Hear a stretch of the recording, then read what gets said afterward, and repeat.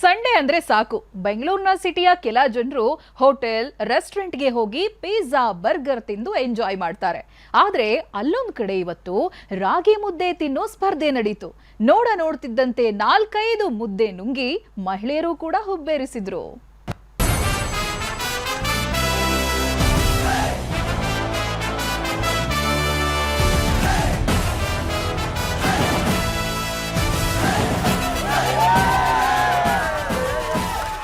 ಒಂದು 2 3 4 ಅಬ್ಬಬ್ಬಾ, ಬಿಸಿ ಬಿಸಿ ಮುದ್ದೆನ ಹೇಗೆ ಗುಳುಂ ಮಾಡ್ತಿದ್ದಾರೆ ನೋಡಿ. ನಾಟಿ ಕೋಳಿ ಸಾರಿನ ಜೊತೆ ಹೇಗೆ ಬಾರಿಸ್ತಿದ್ದಾರೆ ನೋಡಿ.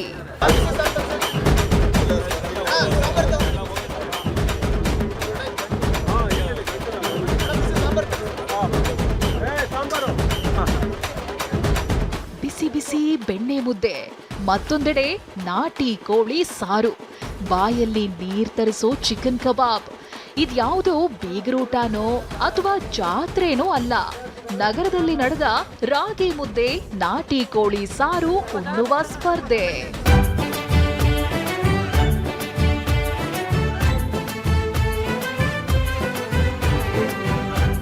ಸಿಟಿ ಮಂದಿಗೆ ಗ್ರಾಮೀಣ ಭಾಗದ ಸೊಗಡನ್ನ ಪರಿಚಯಿಸಲು ಈ ಸ್ಪರ್ಧೆ ನಡೆಯಿತು. HSR ಲೇಔಟ್ನಲ್ಲಿ ನಾಟಿ ಕೋಳಿ ಸಾರು ಹಾಗೂ ಮುದ್ದೆ ತಿನ್ನುವ ಸ್ಪರ್ಧೆ ಖುಷಿ ಕೊಡ್ತು. ಸ್ಪರ್ಧೆಯಲ್ಲಿ ಪ್ರತ್ಯೇಕವಾಗಿ ಪುರುಷರು ಹಾಗೂ ಮಹಿಳೆಯರು ಭಾಗಿಯಾಗಿದ್ರು. ಪಟಪಟ ಅಂತ ಮುದ್ದೆಗಳನ್ನ ಗುಳುಂ ಮಾಡಿದ್ರು.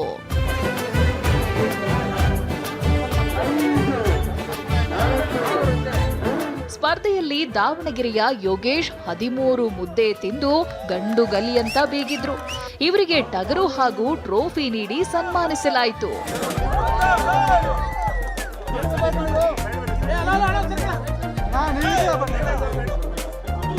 ಮಹಿಳೆಯರ ವಿಭಾಗದಲ್ಲಿ 9 ಮುದ್ದೆಯನ್ನ ತಿಂದು ಸೌಮ್ಯ ಅವರು ಎಲ್ಲರ ಹುಬ್ಬೇರಿಸಿದ್ರು.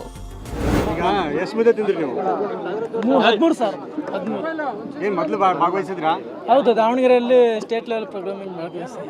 ಎಷ್ಟು ತಿಂದಿದ್ದೀರ ಅವಾಗ ಮುದ್ದೆ ಅಲ್ಲ ಸರ್, ದೋಸೆ ತಿಂದಿದ್ವಿ, ಬೆಣ್ಣೆ ದೋಸೆ. ಎಷ್ಟು ತಿಂದಿದ್ರಿ? 28 ತಿಂದಿದ್ವಿ. 28 ದೋಸೆ ತಿಂದಿದ್ರಿ. ಈಗ ಇಲ್ಲಿ 13 ಮುದ್ದೆ ತಿಂದಿದ್ದೀನಿ.